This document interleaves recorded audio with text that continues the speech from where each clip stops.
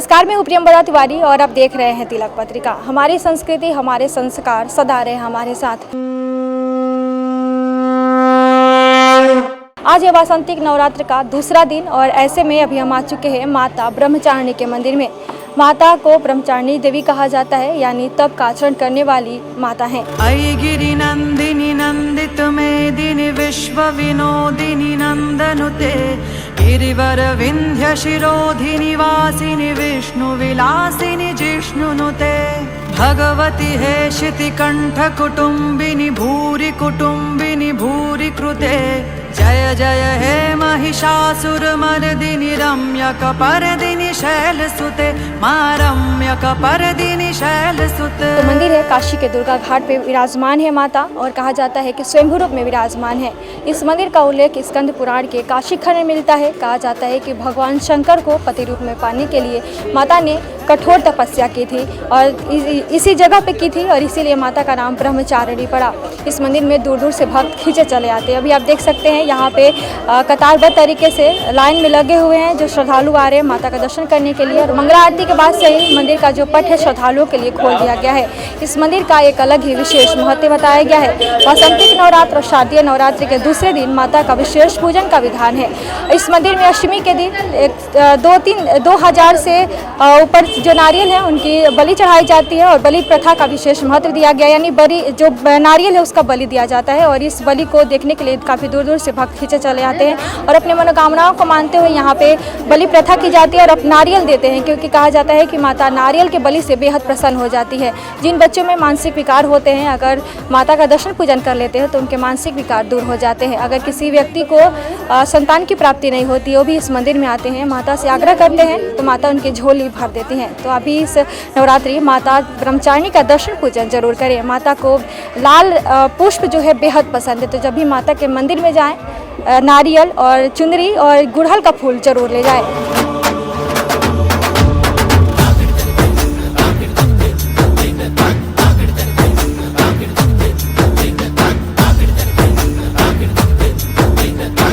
ब्रह्मचारिणी मंदिर दुर्गा घाट क्षेत्र में जो है ये पड़ता है और ये पूरे भारतवर्ष में जो है ये पहला मंदिर है स्वयंभू। और जगह भी यहाँ ब्रह्मचारिणी का मंदिर है वो स्वयंभू नहीं, प्रतिष्ठित मंदिर है। लेकिन ये काशी के अंदर जो है नव दुर्गा में द्वितीय दर्शन होता है। ये स्वयंभू विग्रह है भगवती का वो, और अति प्राचीन काल से इनका दर्शन पूजन द्वितीया तिथि को हो रहा है। दूसरा, नवरात्र के विषय में लोगों को जानकारी नहीं है। नवरात्र लोग सोचते हैं कि 2 पड़ता है, लेकिन नवरात्र 2 नहीं 4 पड़ते हैं। 2 नवरात्र गुह्य नवरात्र होता है और 2 नवरात्र चैत्र नवरात्र और आश्विन नवरात्र। और जो गुह्य नवरात्र होते हैं उनकी भी मान्यता उतनी ही है जितनी चैत्र और आश्विन की होती है। तो उनमें उस गुप्त नवरात्र में भगवती का पूजन अर्चन साधना होती है, जिससे भगवती प्रसन्न होकर के भक्तों का कल्याण करती है। और ब्रह्मचारिणी की उत्पत्ति का ये विधान है, कथा है इनकी, कि एक बार भगवान शिव ने कहा भगवान ब्रह्मा से कि आप सृष्टि की रचना कीजिए। तो भगवान शिव के आदेश पे ब्रह्मा सृष्टि की रचना प्रारंभ करना शुरू किया, लेकिन वो बहुत प्रयत्न के बावजूद सृष्टि की रचना उनसे हो नहीं रही थी। वो बड़े परेशान हो गए कि सृष्टि की रचना हमसे नहीं हो पा रही है, क्या बात है। फिर वापस भगवान शिव के पास गए और जाके उनसे कहा कि प्रभु आपने आदेश दिया हमको कि सृष्टि की रचना करना है, लेकिन सृष्टि की रचना हो नहीं रही है हमसे। तो भगवान शिव ने कहा कि ऐसा है कि बिना शक्ति की उपासना के सृष्टि की रचना नहीं हो सकती। तो उनके आदेश पे फिर जो है ब्रह्मा ने जो है घनघोर तपस्या किया और घनघोर तपस्या करने के बाद भगवती साक्षात विराट स्वरूप में प्रकट भई ब्रह्मा के सामने। तो ब्रह्मा हाथ जोड़ के खड़े हो गए और कहा कि माता, उन्होंने भगवती ने पूछा कि क्या बात है, क्यों इतनी तपस्या करी हो, क्या कारण है तपस्या करने का। तो उन्होंने कहा कि हम इस सृष्टि की रचना करना चाह रहे हैं और सृष्टि की रचना हमसे हो नहीं पा रही है, आप हमारे ऊपर कृपा कीजिए कि इससे सृष्टि की रचना हो सके। तो भगवती ने ब्रह्मदंड प्रदान किया अपना उनको। उस ब्रह्मदंड के द्वारा इस सृष्टि की रचना हो पाई है। इस कारण से इनका नाम ब्रह्मचारिणी पड़ा। और इनका पूजन करने से जो है सप्तमति 7 और सती मतलब 100 700 श्लोक उस पुस्तक में है, उसका नाम है सप्तशती। ये भगवती की पुस्तक है और इसमें प्रत्येक मंत्र अलग अलग कार्य के लिए दिए गए हैं। अगर मान लीजिए अगर आपको शक्ति चाहिए तो या देवी सर्वभूतेषु शक्ति रूपेण संस्थिता नमस्तस्यै नमस्तस्यै नमस्तस्यै नमो नमः। प्रत्येक मंत्र गए हैं। उसमें एक मंत्र है कि सर्वा बाधा विदुर्मुक्तो धन धान्य सुदान्मता मनुष्यो मत प्रसादेन भविष्यति संशया। बाधा, सर्वा बाधा मतलब श्लोक का अर्थ सर्वा बाधा मतलब बाधा, शत्रु बाधा, रोग बाधा, ऋण बाधा, व्यापार बाधा, नाना प्रकार की बाधाएं जो भी कार्य में आती हैं वो बाधा हो जाती है। और उस बाधा को दूर करने के लिए भगवती का, जगदम्बा की इस मंत्र का जप करने से, उनका दर्शन पूजन करने से सारी बाधाएं दूर होती है और मनुष्य का, भक्त का कल्याण होता है। दूसरी बात, अब इनके नैवेद्य में क्या इनको प्रिय है? रक्त पुष्प जो है इनको, भगवती को लाल फूल बड़ा प्रिय है, लाल चुनरी बहुत प्रिय है। और नैवेद्य में इनको पायस बड़ा प्रिय है। पायस मतलब खीर है। भगवती को खीर का भोग अत्यंत प्रिय है। तो इसलिए नवरात्र में भगवती को अगर खीर का भोग लगाया जाए तो भगवती की विशेष कृपा होती है।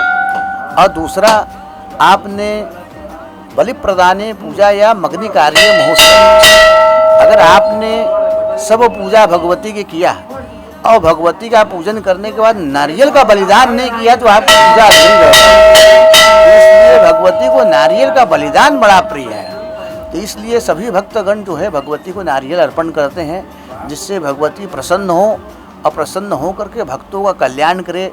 जो भी उनकी मनोकामना है भगवती के सामने अपनी मनोकामना मन में रखते हैं, माथा टेकते हैं, भगवती से याचना करते हैं तो भगवती उनका कल्याण करती है और सभी मनोकामना पूर्ण करती है। पता कि मंदिर में कितनी बार आरती पूजन की जाती है? ऐसा है कि ये भगवती का जो है नित्य प्रतिदिन जो है त्रिकाल आरती होती है भगवती की। नवरात्र हो चाहे 12 मास 300 दिन हो, उसमें कोई अंतर नहीं रहता है। नवरात्र में जो होता है भगवती का राजोपचार पूजन होता है। ऐसा है, सब पूजन में सब श्रेष्ठ पूजन में राजोपचार पूजन सबसे श्रेष्ठ बताया गया है। क्योंकि राजोपचार पूजन करना सबके बस की बात नहीं है। क्योंकि एक राजा जिस प्रकार पूजा करता है सामान्य व्यक्ति वैसा पूजन नहीं कर सकता है, समझे ना। तो राजोपचार में क्या रहेगा कि सब एक बर्तन से लेकर, एक चम्मच से लेकर के और नैवेद्य तक पानी जल गिराने का कोई भी अगर सामान है सब चांदी का या स्वर्ण का रहेगा। तो भगवती का प्रतिदिन राजोपचार पूजन होता है। ये राजोपचार पूजन जो होता है शयन आरती में होता है। ये राजोपचार रात्रि को होता है। और प्रातः काल जो है भगवती का जो है प्रातःकाल जो है भगवती का मंगला दर्शन होता है। मंगला दर्शन करने के बाद भगवती का स्नान होता है। स्नान होने के बाद पंचामृत स्नान होने के बाद भगवती का षोडशोपचार पूजन होता है। और षोडशोपचार पूजन होने के बाद श्री सूक्त के मंत्र के द्वारा भगवती का अभिषेक होता है। ये श्री सूक्त मंत्र है, ऋग्वेद से लिया गया है और उस मंत्रों द्वारा जो भगवती का अभिषेक किया जाता है। और अभिषेक करने के बाद भगवती का भव्य श्रृंगार होता है। उसी प्रकार माध्याह्न काल में भी भगवती की सेवा होती है, भगवती का श्रृंगार होता है। और भगवती को जो है फलाहार का भोग लगता है। फलाहार में जो चलता है साबूदाना है, साबूदाने की खिचड़ी है, कुटुकू चावल की खिचड़ी है, ये भगवती को भोग लगती है। ये 9 दिन तक भगवती को भोग लगती है। और फिर भगवती का फिर माध्याह्न काल में सेवा होने के बाद भगवती की आरती होती है। फिर भक्तों के लिए 4 बजे कपाट खुला जाता है। और 4 बजे कपाट खुलने के बाद फिर जो है वो रात्रि में शयन आरती पर्यंत खुला रहता है। फिर वो शयन आरती होती है भगवती की। तो फिर भगवती का स्नान होता है, फिर भगवती का श्रृंगार होता है। और फिर उस समय जो पूजन होता है उस पूजन को राजोपचार पूजन कहते हैं। प्रातः काल जो होता है वो षोडशोपचार पूजन होता है और रात्रि में जो पूजन होता है वो राजोपचार पूजन होता है। ऐसा त्रिकाल भगवती का स्नान और पूजन होता है। अष्टमी, नवरात्र की अष्टमी तिथि जो भगवती को 1008 नारियल का बलिदान दिया जाता है। अब वो जो बलिदान होता है वो संगीतमय नारियल का बलिदान होता है। अब संगीतमय नारियल का बलिदान का मतलब क्या है कि जैसे तबले की थाप रहती है, तबले की थाप है, वायलिन है, ये सब अन्य प्रकार जितने भी विद्युत जितने हैं संगीत के वाद्य हैं, यंत्र हैं, उनको भगवती के सामने प्रसन्न करने के लिए भगवती को बजाया जाता है। और उसी थाप के ऊपर नारियल की बलि होती है। और वो बलि देखने के लिए बड़े दूर दूर से लोग आते हैं। और उसमें सबसे बड़ी बात यह है कि उस सम्मिलित आरती में जो भी आपकी मनोकामना अंदर है, आपके मन में है, जो आपकी पूरी नहीं हो रही है, अगर आप उस समय आके अर्जी लगाते हैं, क्योंकि वो यज्ञ होता है, महायज्ञ होता है। महायज्ञ के बाद महाबलि जब होती है, उसके बाद जो महाआरती होती है, उसमें भगवती से जितने भक्तगण आते हैं अपनी अपनी मनोकामना लिए रहते हैं। कोई आता है हमसे कहता है गुरुजी संतान नहीं हो रही है, कोई शादी नहीं हो रही है, किसी को नौकरी नहीं लग रही है, नाना प्रकार की जो भी अपनी समस्याएं रहती हैं आके करते हैं। तो हम तो अपनी तरफ से भगवती को प्रसन्न करके सबकी अर्जी लगाते हैं, लेकिन सभी को हम कहते हैं भक्तगण जितने भी अर्जी लगाते हैं हम सबको उपस्थित रखते हैं कि जब तक आप नहीं रहेंगे तब तक काम नहीं होगा, क्योंकि आपको जाना जरूरी है ना। अब BHU की डिग्री चाहिए तो आपको BHU जाना पड़ेगा, घर में बैठने से BHU की डिग्री नहीं मिलेगी। इसलिए दरबार में आप जाइए, मत्था टेकिए, उनसे याचना कीजिए। माँ तो बहुत दयालु है, सभी मनोकामना आपकी पूर्ण कर देगी भगवती। आप जाकर के उसकी आस्था से अर्जी लगाइए और उस दिन जो है विशेष पूजन अर्चन होने के बाद भगवती का जो है महाआरती हो जाने के बाद जो आशीर्वाद प्रसाद मिलता है सभी भक्तों को, वो मंत्रों द्वारा अभिमंत्रित करके दिया जाता है। अब आप जैसे अभी आए एक नारियल फोड़ करके चले गए, वो प्रसाद एक अलग हो गया, लेकिन अभिमंत्रित आशीर्वाद द्वारा जो दिया गया जाता है और सभी भक्तों के लिए, ऐसा नहीं है कि कोई VIP आता है उसी के लिए, सभी भक्तों के लिए हम स्वतः प्रसाद वहाँ बांटते हैं और सभी की अर्जी लगाते हैं कि सबका कल्याण हो, सबके बाल बच्चे पूरा परिवार संपन्न रहे, प्रसन्न रहे, ऐसी अर्जी भगवती को लगाते हैं। ये ऐसा है कि ये कम से कम जो है इस परंपरा को जो है 100 वर्ष हो गए। हाँ, ये हमारे दादा गुरु थे, उन्होंने शुरू किया था ये नारियल की बलि का प्रारंभ। उन्होंने शुरुआत में जब इस समय वो बाल्यावस्था के थे, 15-17 साल के थे, उन्होंने 108 नारियल की बलि का शुरुआत किया था। अब वो 108 नारियल होते होते होते होते बढ़ते बढ़ते बढ़ते अब इस समय जो है अब संख्या हम 1000 नारियल रखते हैं, लेकिन 1000 नारियल से भी ऊपर संख्या हो जाती है। एक हम संख्या रख देते हैं कि 1000 नारियल चढ़ाना है, लेकिन 1700, 1800, 2000 ऐसे नारियल हो जाता है। तो भगवती की जितनी इच्छा रहती है। अब इस बार जो है 5 तारीख को है, 5 अप्रैल को है, और 5 अप्रैल को है रात्रि 8 बजे से जो है नारियल का बलिदान है। और ये बलिदान कम से कम 1.5-2 घंटा चलता है कम प्रोग्राम, पूरा जो है प्रोग्राम जो है 2 घंटा चलता है। अब आप उसमें सभी भक्तगण आए, भगवती को माथा टेकें और आशीर्वाद प्रसाद दें, जिनसे उनसे उनके परिवार का कल्याण हो। सुरथ समाधि समान समाधि समाधि समाधि सुजातरते जय जय हे महिषासुर मर्दिनि रम्यकपर्दिनि शैलसुते। अपना नाम बता दीजिए। मधुमा बंसल, कहाँ से आई हैं? गोकुल के तंग सामने भी हटिया से। अच्छा, माता जी के दर्शन आज करने आई हैं, क्या हाँ। महत्व है आज के दिन का? आज तो बहुत महत्व रहता है इनका, तो हमें कितने सालों से दर्शन कर रही हैं आप?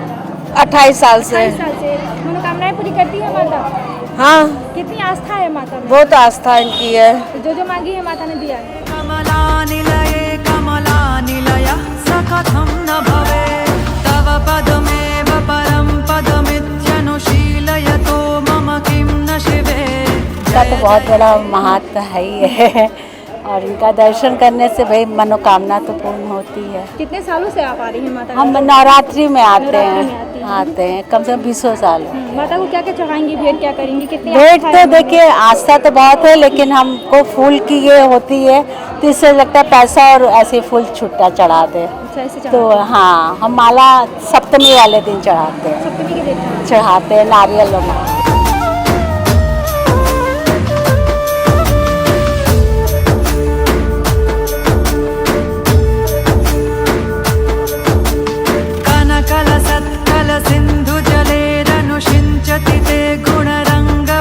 कैमरा पर्सन दीपक गुप्ता के साथ मैं प्रियंवदा तिवारी, देखते रहिए तिलक पत्रिका।